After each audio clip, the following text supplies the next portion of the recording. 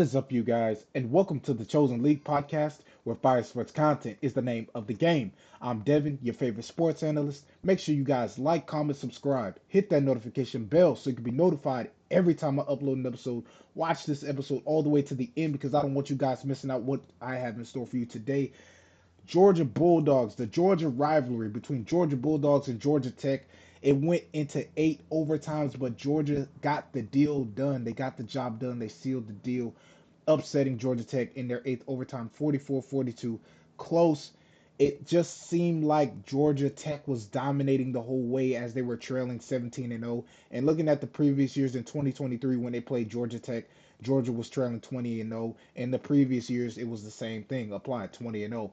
But Georgia Tech had it in the bag. They were playing out of their element. I mean, they played their game a bit, but they were still playing out of their element because guys were trying to play so hard, especially their defensive players who ended up getting hurt. The defensive backs were getting hurt. I know they're one of their best defensive backs, Junior Stingley Jr. got hurt, and he ended up having a concussion. Their quarterback Haynes King, 26 of 36, 303 yards, 2 touchdowns. Had had once he took that one hit, he was hurt. He was hurt throughout that game.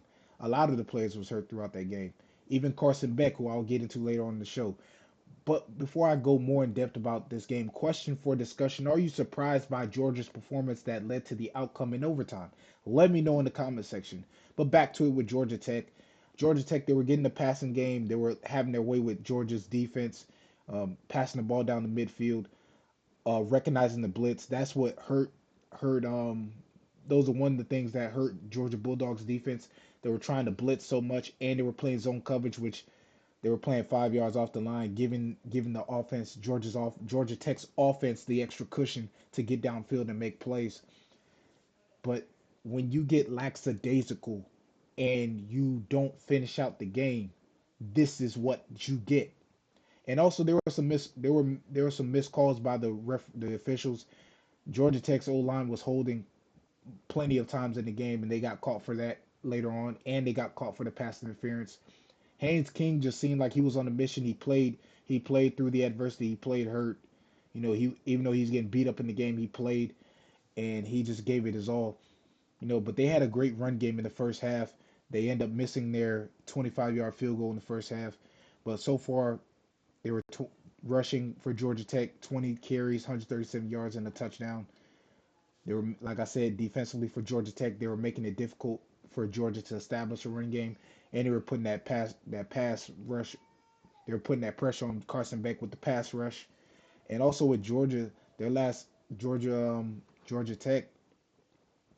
With Georgia Tech, their last 5 games, they end up being 3-2.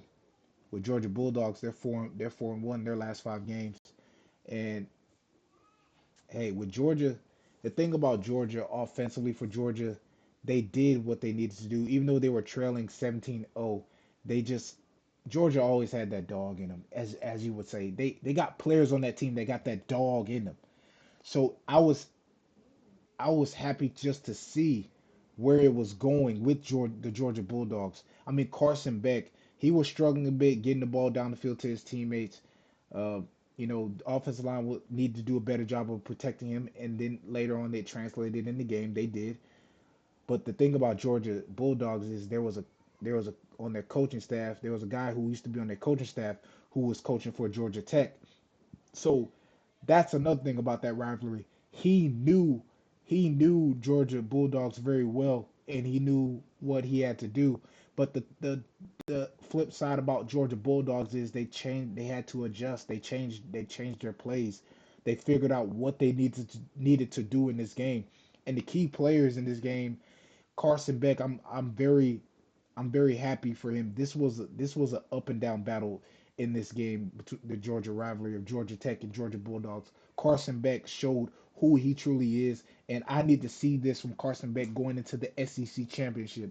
Even if Georgia Bulldogs lost this game, they still would have went to SEC championship. They had 6 weeks to prepare.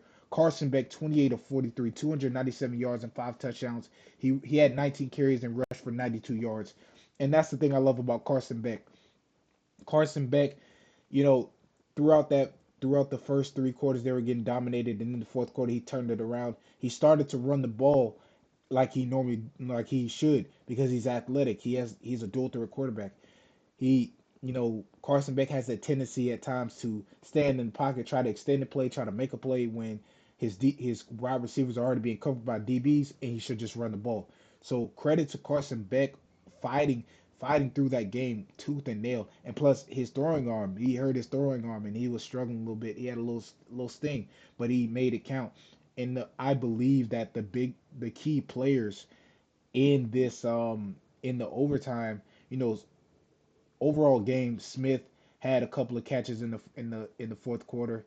He had a complete pass in the fourth quarter to get them the first down so they can get up there. And let's talk about that one play, the end around play where they Carson Beck gives it to Frazier. He goes and kicks it off and gives it to the other receiver, runs around the other side of the field while Georgia Tech's defenses on the left baited them to the left like they were running left. They ran all the way to the right and got big yards. So that was with Smith. Also, the touchdown pass to Oscar Delp. Um, Smith was a key factor. In overtime, Frazier was the key factor. He was the one that got them the touchdown to seal the deal and win the game.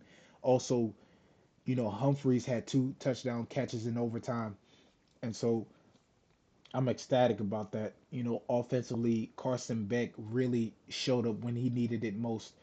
And that, I guess, that gives him the separator that separates him, gives him that separator from everybody else. Because at times, Carson Beck wasn't the guy who, he was trying to live up to the expectation of the previous quarterback that came before him.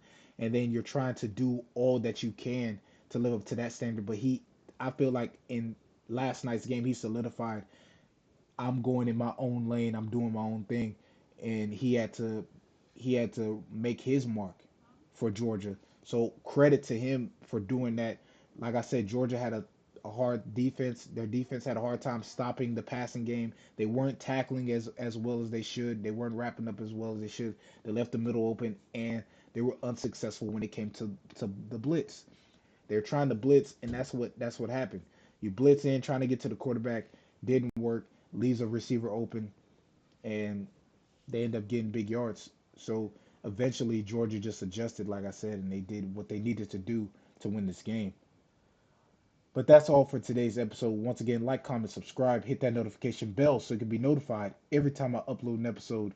I'm Devon, and I'm signing off. Thanks for watching. Subscribe here to get the latest from the show.